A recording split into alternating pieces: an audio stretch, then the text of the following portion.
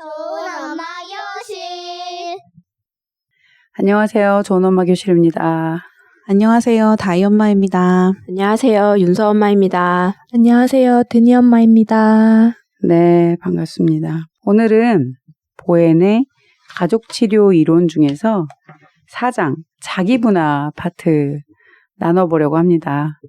자기분화 파트는 정말 말을 많이 할 수밖에 없는, 그렇죠?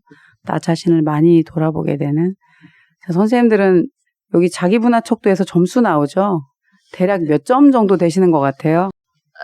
처음 나온 생각대로 얘기해도 되는 거예요? 네, 말씀하세요. 네, 한 45? 근데 이 책 보고 나서는 좀 달라지긴 했지만 2번 보니까 또 달라지더라고요. 그렇죠. 네. 이제 3번 보면 더 점수가 낮아지나요? 처음에 심리학이나 정신분석 공부하시는 분들이 나는 히스테리야, 난 강박증이야 이런 생각으로 오시는 분들이 많아요. 그러니까 정신증이 아니라 신경증. 신경증은 상당히 머리를 많이 쓰고 공부하시는 분들, 소위 말하는 어떤 지적 능력이 다소 발달한 사람들이 스트레스로 인해서 걸리는 신경증 정도로 자기 증상을 진단하고 옵니다. 입학할 때는. 그런데 공부하면 할수록 이제 점점 어떻게 말씀하실까요? 난 분열이야. 난 분열이야. 난 경계선이야. 난 편집증이야. 자기 안에 있는 그런 것들을 아주 디테일하게 보기 때문에 자기를 잘 알게 되는 그 과정 속에 있습니다. 자, 선생님들 이 책 보시면서 어떤 부분에서 많은 생각을 하셨는지, 어떤 이야기를 나누셨는지. 저는 이 파트 보면서 이 단어가 꽂혔어요. 뒤엉킨다. 이게 여기 123페이지에 한 가족이 정서적 장 안에서 성장한 아이는 가족관계 안에서 뒤엉키게 되면서 취약해질 수 있다. 제가 이 뒤엉킨다라는 표현이 이 정서랑 정말 탁월하게 잘 표현한 것 같아요. 근데 마침 제 앞에 책상 앞에 스탠드가 있는데 아주 오래전부터 목걸이와 반지가 뒤엉킨 게 있어요. 네, 근데 그게 패물이 꽤 되시나 봐요. 뒤엉킬 만큼. 아닙니다. 소박합니다. 몇 개 없는데 그거 이제 여자아이고 딸아이니까 이렇게 막 궁금한가 봐요. 엄마 화장품 서랍이 계속 궁금해서 이렇게 열다 보니까 아이가 이렇게 엉켜놓은 거예요. 이게 풀리지가 않아요. 그래서 이걸 보고 책을 보고 목걸이도 보이고 하니까 이 정서 체계라는 게 좀 뒤엉킨다라는 표현이 아이가 보여준 나에게 사인인가? 엄마 이런 생각도 들기도 하고 그렇더라고요. 네. 이 책에서 그 다음에 선생님이 읽으신 인용문 뒤쪽에 보면 아이가 자라나면서 그는 그 주변에 그런 정서성과 주관성을 포함한 많은 것들에 노출된다라고 말을 해요. 잘 분화된 가족의 정서성과 주관성은 부부관계 혹은 부모와 자식 간의 관계에 강한 영향을 주지 않는다. 잘 분화된 경우는 그렇지 않다고 말을 하거든요. 근데 이제 그렇지 않을 경우 뒤엉키는 거죠, 지금. 네. 그런데 우리가 왜 뒤엉키냐면 아이가 주체적으로 살 수가 없죠. 누구의 영향을 받죠? 그렇죠. 네. 엄마의 패물이 그렇게 이제 엉켜 있는 모습과 아이가 그렇게 한 것과 선생님이 여러 가지 생각이 들었을 것 같아요. 사실 아버지가 돌아가셔도 이 엉켜 있는 정서적인 거는 그렇죠. 이게 계속 뜨는 것 같아요. 이 엉켜 있다는 게 참 그러게요. 이 전문가에게 맡겨야 돼. 그 풀어주는 전문가가 있는 걸로 알고 있어요. 저도 이거는 전문가에게 맡겨야 되는. 일단 패물이나 목걸이나 이런 엉킨 것들은 들고 하면 안 됩니다. 바닥에 놓고 풀어내셔야 돼요. 무게 때문에 풀리지가 않아요. 바닥에 놓고 살살살 이렇게 풀어내면 하실 수 있습니다. 이 무거운 감정 같은 느낌이네요. 이 무거운 정서일수록 바닥에 놓고 현실에서 이렇게 풀어내야 되는 거나 현실에서 계속 어떤 정서적인 얽힌 것들이 튀어나오잖아요. 그렇죠. 순간순간. 사건이 계속 벌어지죠. 네. 그렇게 풀어내야 되는 거구나라는 생각이 드네요. 지금 선생님이 이 책을 보다가 엉켜있는 그 액세서리들, 목걸이와 반지를 보셨잖아요. 네. 그거 자체가 이미 내 엉킨 무거운 저 무의식에 있다고 하는 것을 현실에서 발견했다고 볼 수 있지 않겠어요? 그렇죠. 그런데 현실에서 그 엉킨 반지와 목걸이를 보면서 뭔가가 이 본문과 연결이 됐고 네. 그 다음은요. 그걸 딸이 했다고 말씀하셨어요. 네네네. 그렇죠. 맞아요. 엄마랑 딸은 아. 참 너무 많이 그렇죠. 엉켜 있어요. 그렇죠. 그런데 또 우리 그 윤서 어머님의 어머님이 가까이에 이사를 오셨죠. 4월에. 4월에. 4월입니다. 4월. 그럼 지금 윤서와 엉킨 관계를 윤서 어머님은 어디로 가져가야 되는 거예요? 그렇죠. 우리 이든이 어머님이 그 엄마와 힌트를 딸 주셨어요. 관계로. 그죠. 네. 네. 저도 그렇게 생각해요. 남편한테 제가 30대 후반인데 나 나이 드신 어머니 혼자 계신 어머니를 옆에 두고 이렇게 모시는 게 좀 약간 이른 것 같지 않아? 그러니까 그럼 저희끼리는 그렇게 얘기할 만큼 그 무게감이 커요. 근데 이게 무게감뿐만이 아니라 제가 자라나면서 엉켜있던 것들이 이제는 더 이상 이렇게 피할 곳이 없게 이제 진짜 바닥에 놓고 해결해야 되는 상황이 온 거거든요. 그런 것 같아요. 사인들 그러네요. 정말 그대로 드러내주고 네. 그대로 보여줄 수 있는 현실에서 이제 선생님에게 직면된 상태라는 거죠. 네네. 그렇네요. 참 아이들은 그런 엄마에게 현실을 볼 수 있는 그런 단서들을 제공하는 맞아요. 진짜 탁월하게 잘하는 것 같아요. 맞아요.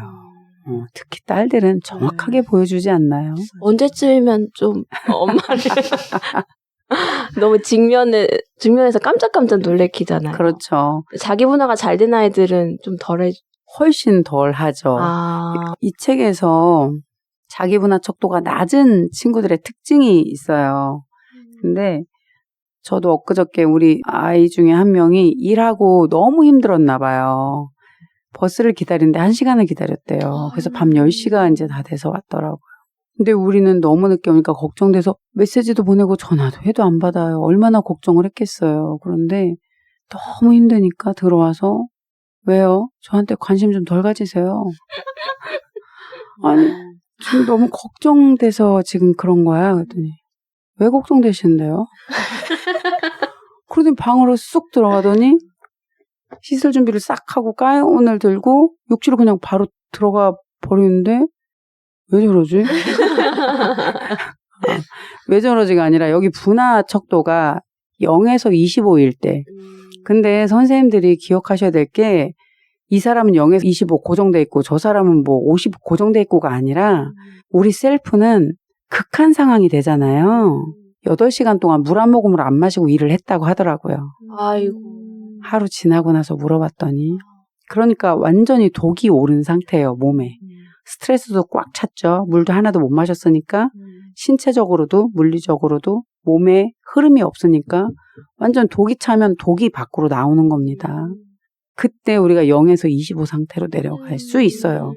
어떤 사람이든지 그럴 수 있어요.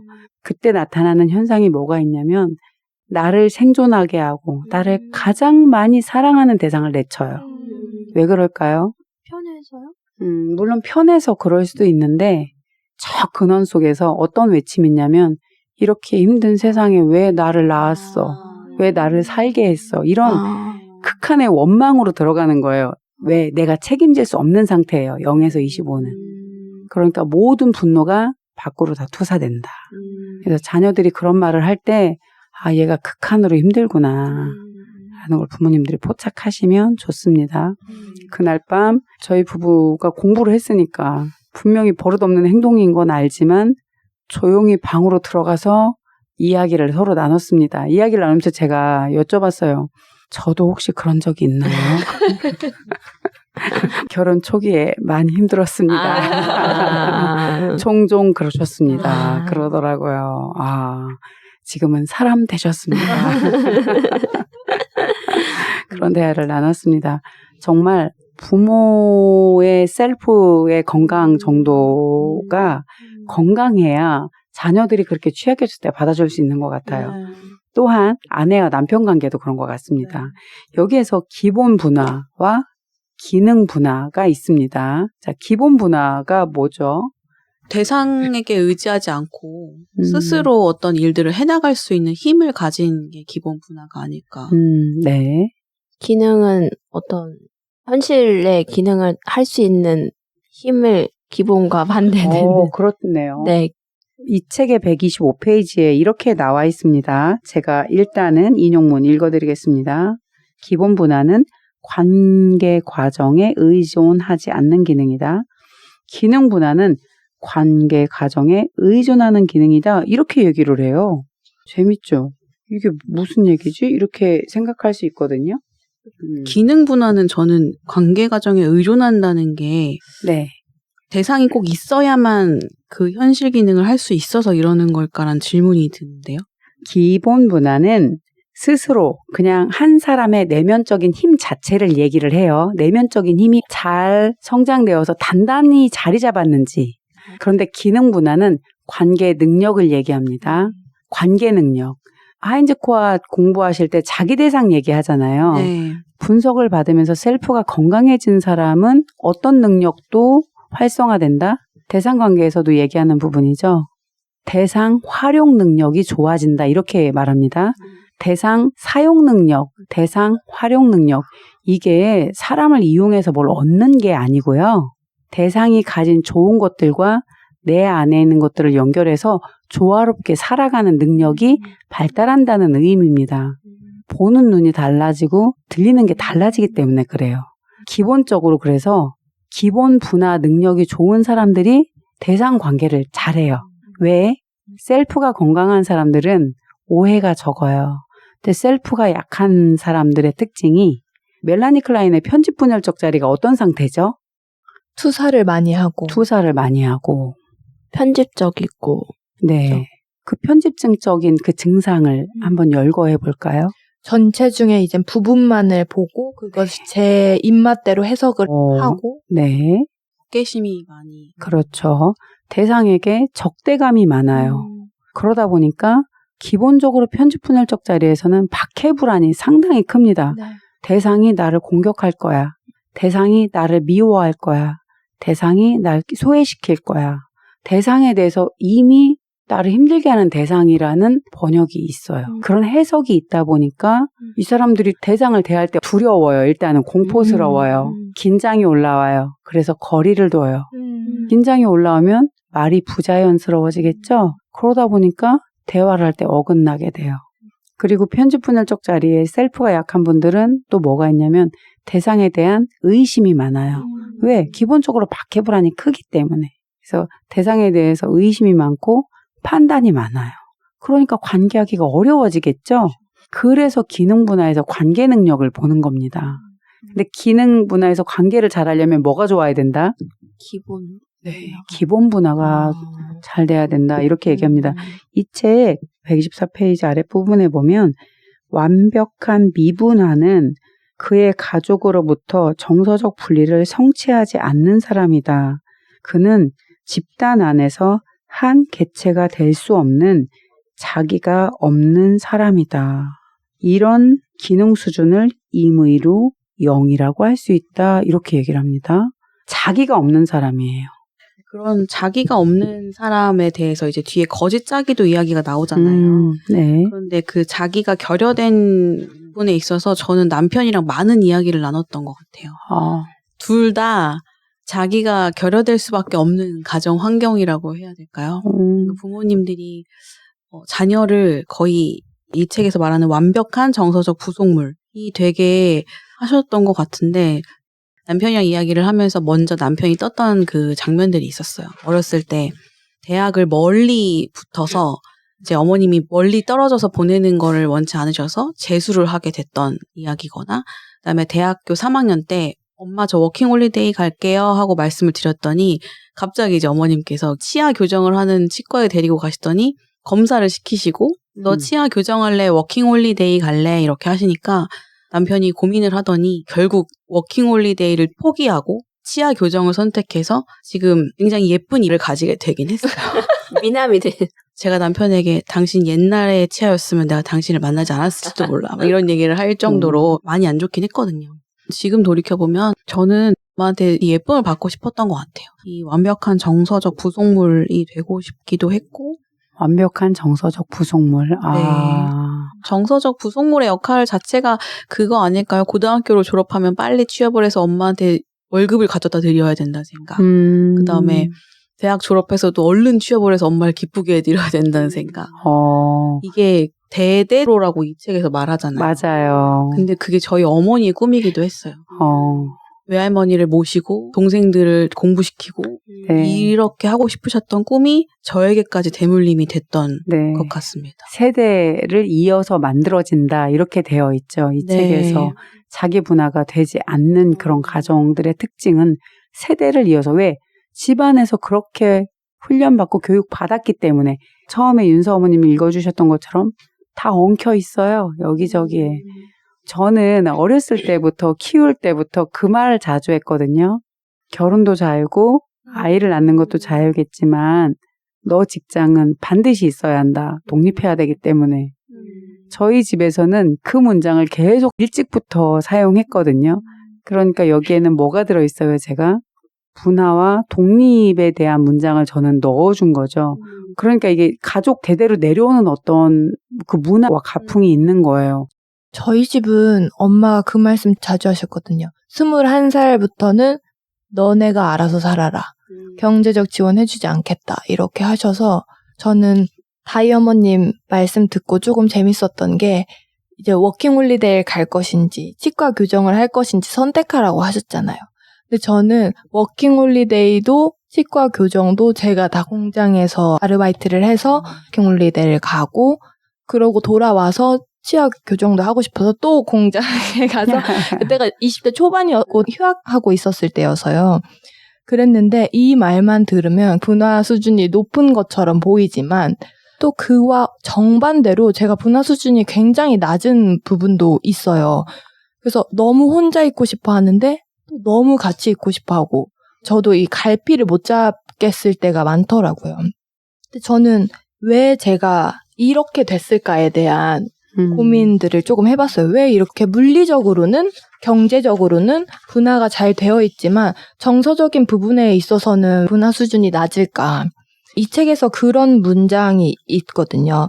122페이지에 해가 갈수록 자라는 아이는 권리를 지닌 한 개체가 되어가고 저는 이 해가 갈수록이라는 말이 참 중요하게 느껴졌어요. 저희 엄마는 개별성이 굉장히 발달된 분이세요.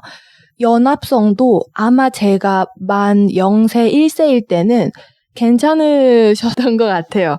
근데 저희 엄마가 이제 제가 만 2세 조금 지났을 때 갑자기 시댁 가까이 오시게 되면서 좀 그때부터 깊은 우울이 시작되셨거든요. 여러 가지 어려움들을 겪으셨어요. 아빠가 원가족에 많이 융합이 되어 있으신 상태였고 그렇다 보니까 집안의 대소사를 엄마와 상의하는 것이 아니라 창업까지도 원가족의 누나라던가 이런 분들과 아내와 상의하시는 게 아니라 네, 엄마는 싫다고 했음에도 이제 고모와 상의를 하셔서 창업을 하시고 뭐 이런 일련의 일들을 겪으시고 또 그때 IMF가 터져서 그 창업한 게 쫄딱 망하고 뭐 이런 과정을 겪으시면서 제가 만 2세 때 엄마와 너무 좋은 이자 관계를 지내다가 조금 급격한 좌절을 겪었었던 것 같더라고요. 그 순간부터 엄마가 연합성이 힘드셨던 것 같아요. 만 3세까지는 더더욱이 엄마와 함께 있는 것, 연합되어 있는 것들이 굉장히 중요한 시기잖아요. 근데 그 속에서 갑자기 단절이 이루어지면서 제가 거기에 공백이 생기면서 좀 끝없이 연합을 갈구했던? 그 정서적인 결핍을 그때 경험했다 이런 네. 말씀을 하시는 거죠. 네. 그런데 지금 뭐가 있냐면 경제적인 어려움, 경제적으로 도움을 주는 그래서 그 사람이 가진 돈 구조가 경제 구조가 상당히 셀프와 밀접합니다. 떨어져 있지 않아요. 경제적으로 취약할 때 그 다희 아버님께서도 본인이 이렇게 이든이 어머님처럼 직접 벌어서 할 수 있다는 자립심이 있었다면 둘 다 하실 수 있었는데 경제적인 능력을 어머니에게 완전히 의존당한 그런 부분들 그리고 이든이 어머님도 지금 어머님이 경제적으로 갑자기 어려워지면서 네. 그래서 우리가 정서적인 체험이 있으려면 경제 구조, 현실 기능을 할 수 있어야 한다. 네. 그래서 기능 분화에서 관계 능력을 얘기하는 겁니다. 대상에게서 좋은 걸 가져와야 하는데 지금 이제 어머님께서는 소외되고 남편분께서 그 원가족으로 가서 네. 누나들과 상의해서 창업을 하신 거예요. 네. 어이구. 어머님이 노 하셨는데 네. 와이. 저희 엄마 불쌍하죠. 부모님이 돈이 많으셨. 아니요, 뭐 도움을 받은지는 잘 모르겠네요. 그냥 상의를 하셨던 상의만 하셨고 네. 경제적으로 지원을 해주거나 그런 상황이 아니었음에도 투자자이거나 그런 것도 아니잖아요. 그런 것도 아니었었던 것 같아요. 그래서 그때 그 창업했던 게 망하면서 시댁으로 들어간. 와우. 완전한 융합구조로 다시 들어가셨군요. 네, 첩첩산중이셨을 것 같아요. 어머님 정말 어려우셨겠는데요? 네. 저는 이거 허락받은 에피소드인데 남편이 저에게 종종 하는 말이 있었어요. 왜냐하면 이모님이 한 분 계세요. 남편에게 삼촌 2분 계시고 근데 우리 이모한테 잘해야 돼.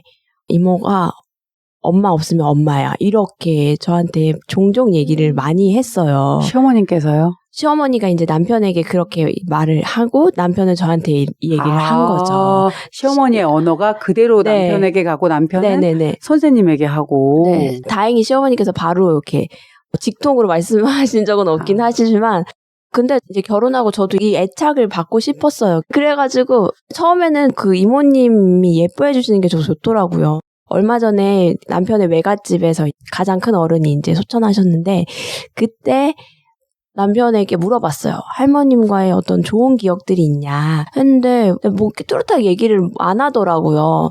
늘 궁금했어요. 그래서 장례식이 다 끝나고 나서 혹시 어머니가 당신의 할머니에게 느낀 정서가 어머니께서 당신에게 심어주신 정서인 건지 한번 봤으면 좋겠다라고 했거든요.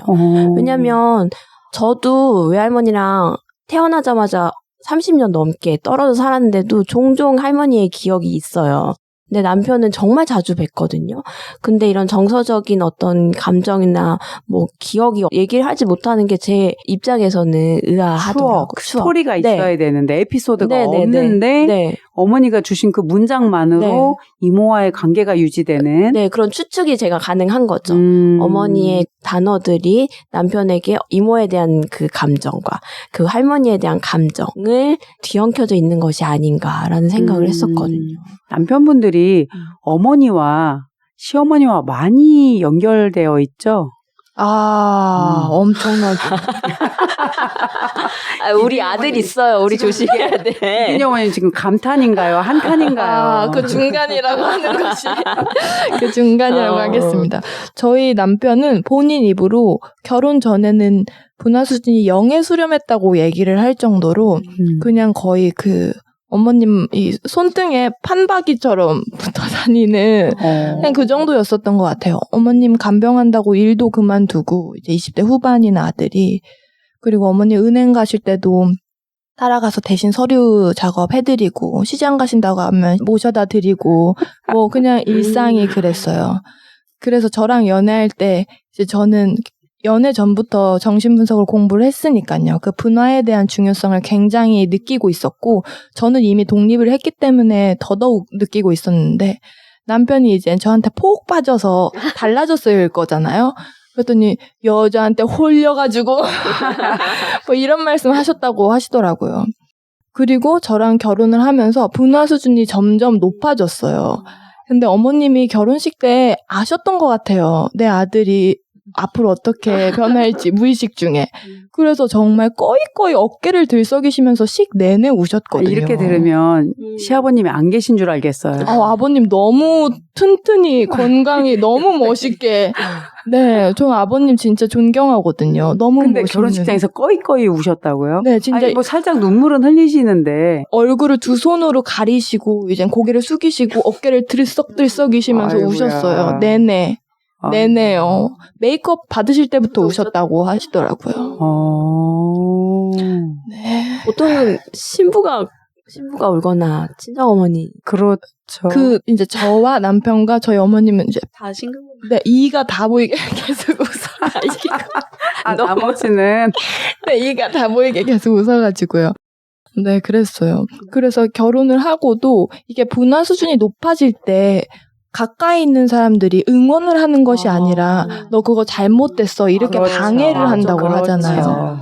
저희 어머님도 보고 싶어서 눈물이 나서 잠을 못 잔다. 자꾸 나 잘 때 밤에 눈물을 흘린다. 뭐 이런 말씀 자주 하시고요. 전화 자주 안 드리니까 나 이제 죽었다고 연락도 못 받아가지고 장례도 못 치르겠다고 그렇게 말씀을 하시고 그렇게 계속 끊임없이 이제 땡기시는. 그때 아내 되시는 이든이 어머님은 어떻게 반응하셨나요? 저요? 저희 어머님이 아픈 걸로 많이 땡기셨어요. 그래서 전화를 딱 받으면 목소리가 많이 편찮으세요. 이렇게 받으셔서 이제 정화 끝날 때쯤 그래? 이렇게 끊으시는 그냥 그런 것들을 많이 남편이 볼 수 있게끔 얘기를 해줬었던 것 같아요. 어머님 처음에는 목소리가 많이 안 좋으시더니 끊을 때는 괜찮아지셨네? 아프셨던 게 맞을까? 뭐 그냥 이 정도?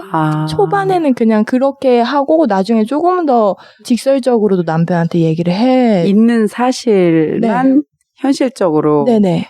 딱 이렇게 직면할 수 있도록 말씀해 주셨다. 네, 감정을 섞지 않고 그냥. 선수시네요. 탁월합니다. 방법이 뭐. 현실에 있는 사실만 이야기해 주면 돼요. 근데 감정적으로 자꾸 대처를 하면 나중에는 아내 말을 듣지 않게 되거든요. 뭐 드니 어머님 얘기 듣다 보니까 저희도 결혼식 때 저희 어머님은 근데 말로 시원하게 때리시는 것 같아요.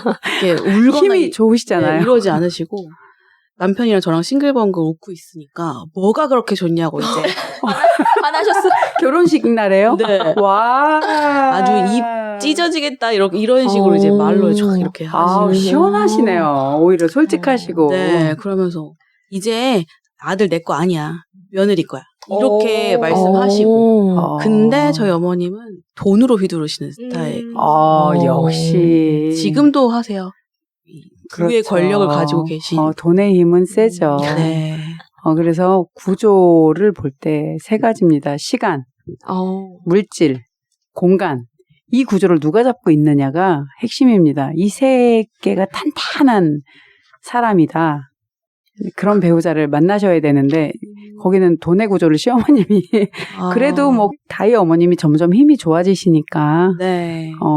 자연스럽게 우리의 울타리와 선이 만들어지죠. 네.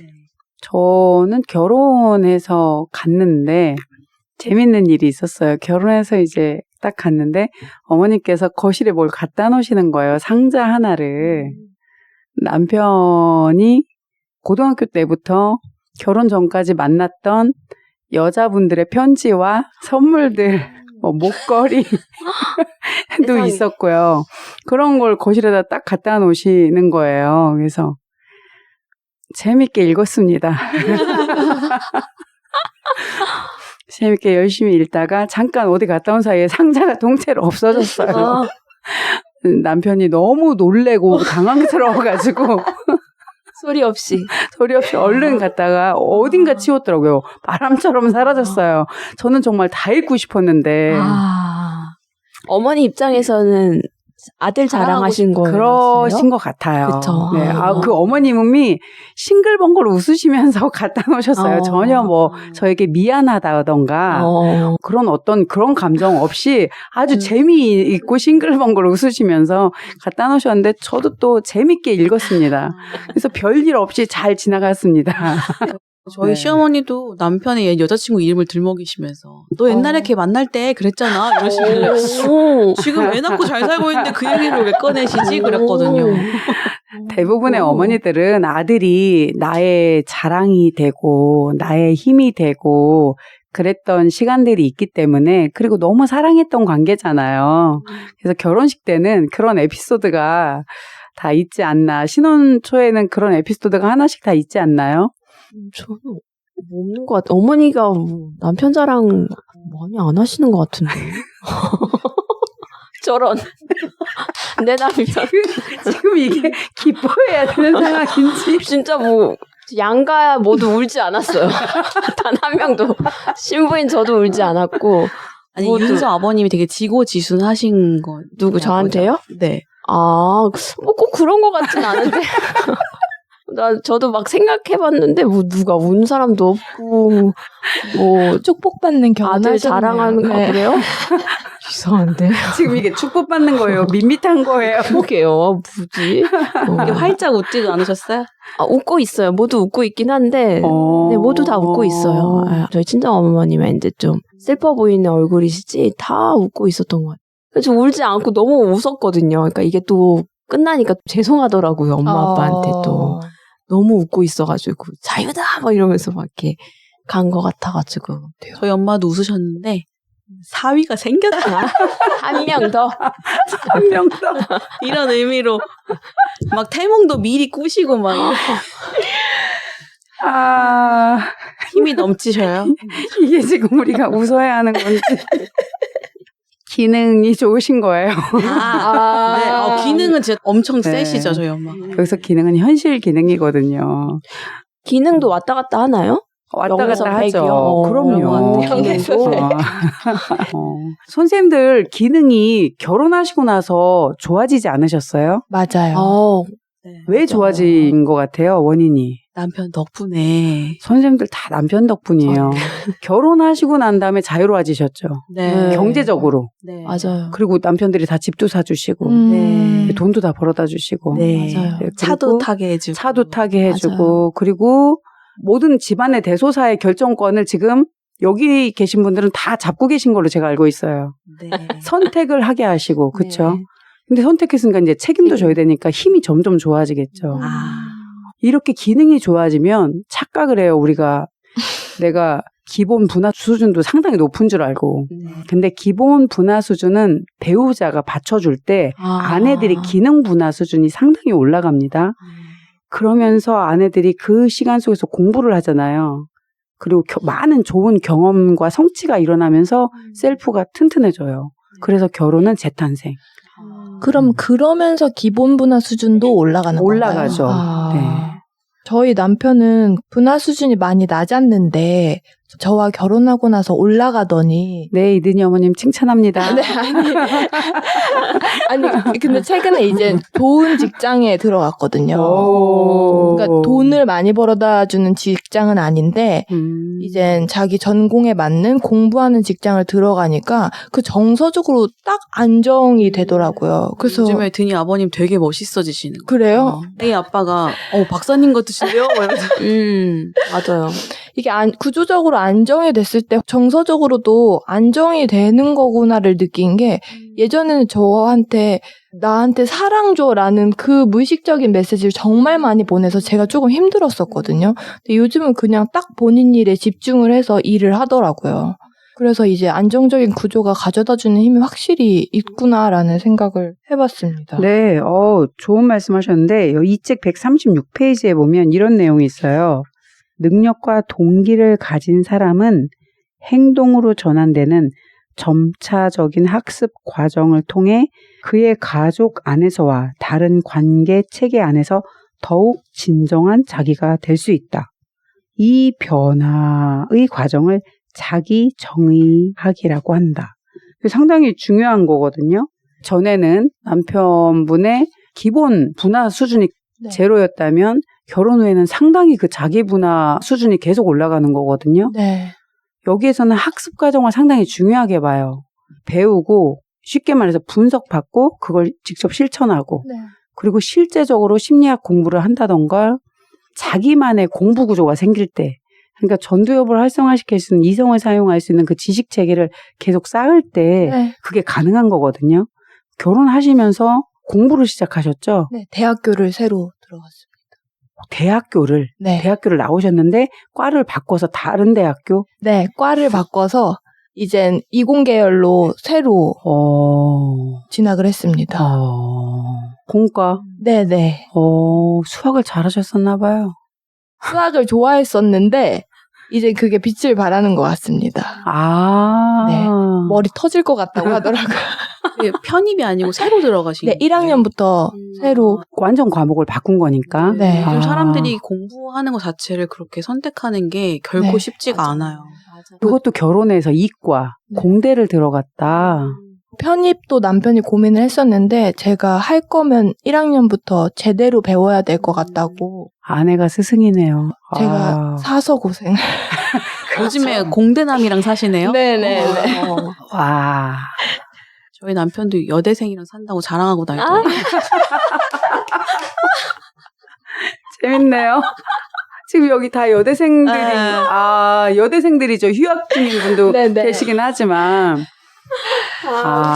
진짜 대학교 다닐 때 CC라고 네. 하죠. 못 해봐가지고 제가 그래서 대학원을 같이 다녔잖아요. 좋더라고요. 네, 같이 식사하고 같이 차 마시고 남편 팔짱 끼고 엄청 잘난 척하고 행복한 척하고 행복하셨잖아요. 행복하긴 했지만 아주 죽을 뻔했습니다. 그 시기심은 무섭더라고요. 근데 그때는 그냥 제가 하고 싶은 걸 하고 싶었던 것 같아요. 저 또한 제가 하고 싶은 걸 마음껏 하지 못했던 완전히 책에서 거짓자기로 긴장된 관계, 고정된 자기. 전 이게 상당히 강했거든요. 어렸을 때부터 어려웠기 때문에 그리고 6남매 중에 첫째였기 때문에 정서적 메이크업을 했어야만 했어요. 그렇게 살다 보니까 제 인생을 못 살았잖아요. 근데 결혼하고 나서는 뭐 예를 들어서 오늘 어떻게 하지? 못할 것 같아. 못해서 선배들한테 혼나면 어떡하지? 뭐 교수님께 혼나면 어떡하지? 이러면은 남편이 항상 말해줬어요. 하고 싶은 대로 해. 너 하고 싶은 말 다 해. 내가 책임질게. 뭘 책임진다는 거예요? 그런데 그 문장만으로 힘이 되는 거예요. 그래서 하고 싶은 대로 했던 생활이 저도 대학원 생활이었던 것 같아요. 참 누군가에게 하고 싶은 대로 해봐. 이 말 듣는 거 참 중요한 것 같아요. 우리 아이들한테 너 하고 싶은 거 해야 돼. 네가 좋아하는 거 해야 돼. 그래야지 평생 할 수 있어. 이 말을 해줘야지 자기 길 가거든요. 근데 엄마들 정하시잖아요. 우리 아이가 피아노를 아이들을 가르치는데 칭찬하기가 조금 무섭대요. 칭찬을 하면 전공시킬까요? 아니에요. 네, 어렸을 때 피아노 치는 거 좋아하면 좋아하는 채로 그냥 놔두면 돼요. 기본만 계속 치다가 본인이 하겠습니다 할 때 전공으로 가도 늦지 않거든요. 그런데 엄마들이 이제 조금 재능이 보이면 6살, 7살, 뭐 8살 초등학교 저학년 때 너 전공해. 이렇게 해서 교수님 갖다 붙이고 이러면 이제 난리 나는 겁니다. 아이가 피아니스트가 되고 싶다고 말을 하는 건 그냥 즐기는 게 좋겠죠? 그때 기본이 탄탄한 선생님한테 붙여서 제대로 공부하면 좋겠죠. 왜냐하면 아이들 말을 우리는 가볍게도 들어야 되지만 중요하게도 들어야 되거든요. 그 단어는 중요한 거거든요. 그 경중을 우리가 이렇게 잘 체크할 수 있으면 좋을 것 같아요. 그 첫째가 피아니스트가 될 거라는 말을 지금 몇 년째 하고 있거든요. 근데 제가 속으로 아니야, 넌 학자가 돼야 돼 이렇게 생각을. 아들 언어도 선생님 학자인데 피아노 레슨을 평생 받았어요. 네, 그 아이들한테 그 얘기는 하긴 했어요. 뭐, 피아노 치는 뭐 판사가 되면 좋지, 뭐 이렇게 두 개를 다 해도 돼 이렇게 이야기는 하는데. 근데 이게 진짜 피아니스트 만드는 방법일 수도 있어. 애 욕망을 안 들여가지고 딜레이 시키잖아. 결혈을 계속 발생시켜서 그 욕망을 채워내는 거지. 괜히 말해줬나? 그 청기누설 같다. 그러니까 이런 거예요. 첫째는 그 그랜드 피아노를 치면서 너무 좋은 거고, 둘째는 그 피아노가 갖고 싶은 거예요. 맞아요. 길이 달라요. 네. 연습도 안 하고 잘 치지도 않는데 갖고 싶은 거예요. 그래서 이게 다른 느낌. 그렇죠. 이 책 141페이지에 보시면 중립성에 대해서 얘기를 합니다.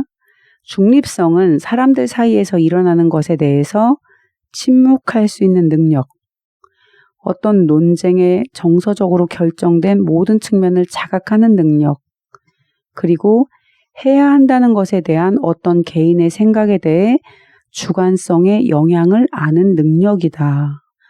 중립성은 관계체계 안에 있는 개인의 행동을 통하여 조직적으로 정의될 때 분화된다. 중립성. 정말 멋있는 능력이죠, 선생님들.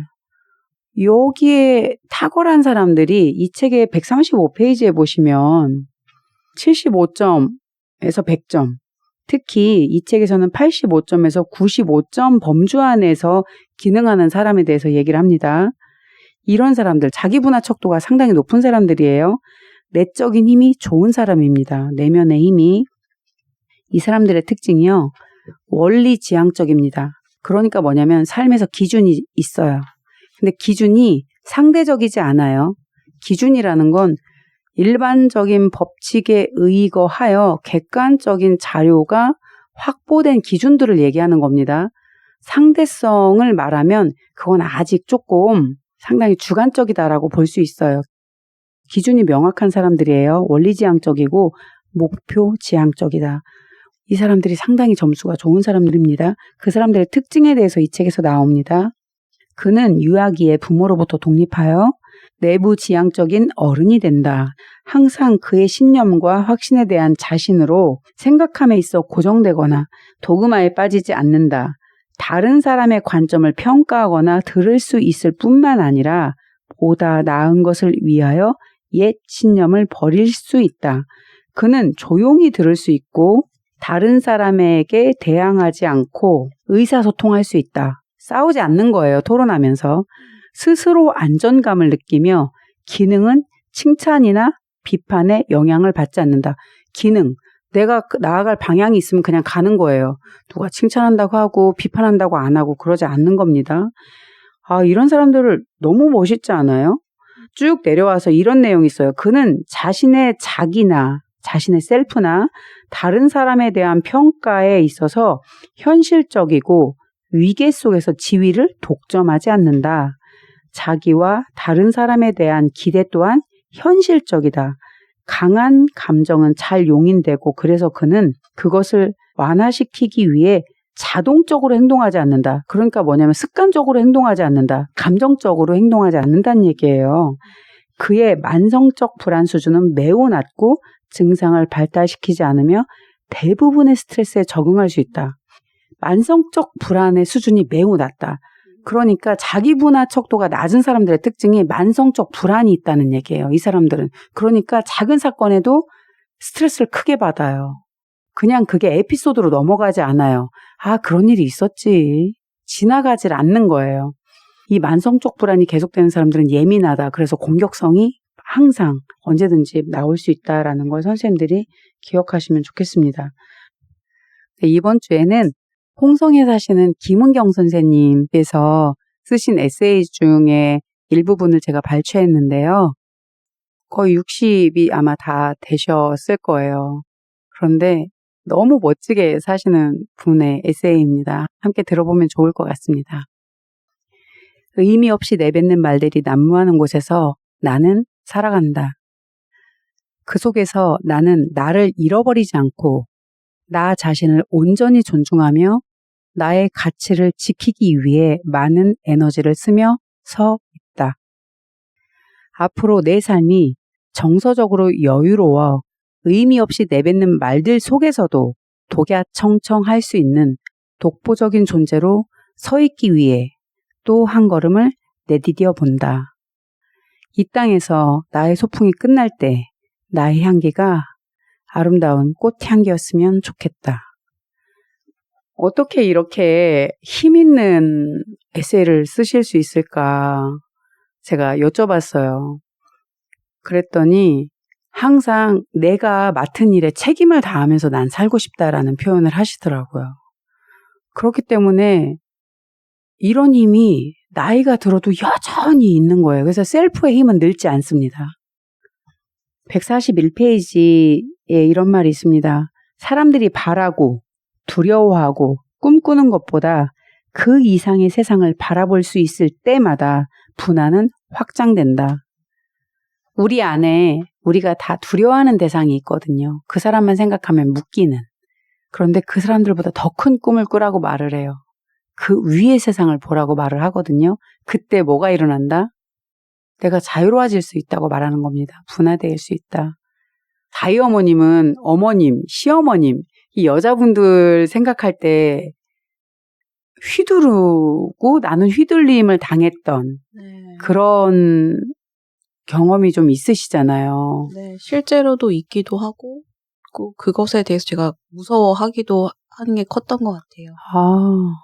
그래서 저는 제가 자기 분할을 하고 있는 과정 중에 있는데 이번에도 이 책에서 자유라는 단어가 있는데 거기에 제가 써놨어요. 다이아 서연아 자유롭게 살아라. 그리고 저희 아이들한테도 말하는 게 훌륭한 사람이 돼서 너희가 하고 싶은 거를 마음껏 할 수 있어야 된다. 그러려면 지금부터 열심히 공부하고 좋은 책을 봐서 훌륭한 사람이 되어라. 이렇게 말을 하거든요. 진짜 자기가 하고 싶은 일을 하려면 정말 엄마보다 더 멋있는 사람이 되어야 된다는 것에 대해서도 계속 이야기해주고 있는 편이에요. 멋지네요. 정말 내가 묶였던 이슈를 내 자녀들이 뛰어넘을 때 세상을 마음껏 날아다니는 걸 볼 때 우리 부모님들은 너무 행복할 것 같아요. 나한테 묶이는 자녀가 아니라 다희 어머님이 말씀하셨던 우리 자녀들이 이 세상에서 자유롭게 분화되어서 독립된 개체로 정말 멋있게 살아갈 수 있는 그런 세상을 펼쳐줄 수 있도록 우리 엄마들이 하루하루 그렇게 깨어서 살아가면 참 좋겠습니다. 오늘 보엔의 가족치료 이론 중에서 자기분화 파트 우리가 이야기 나눴는데요. 무엇보다도 저는 어머님들이, 우리 엄마들이 자기만의 일, 자기만의 꿈이 있었으면 좋겠어요. 그게 크든 작든 상관없는 것 같아요. 그때 엄마가 엄마 인생 살 때 아이들도 자기 인생 찾아가거든요. 그래서 아이들이 멋지게 분화되길 원한다면 엄마 먼저 분화된 삶을 살아야 된다고 보엔은 말하고 있습니다. 우리가 이런 삶을 살아서 모두 다 좋은 엄마 다 되시길 바랍니다. 오늘 수고하셨습니다. 감사합니다. 감사합니다.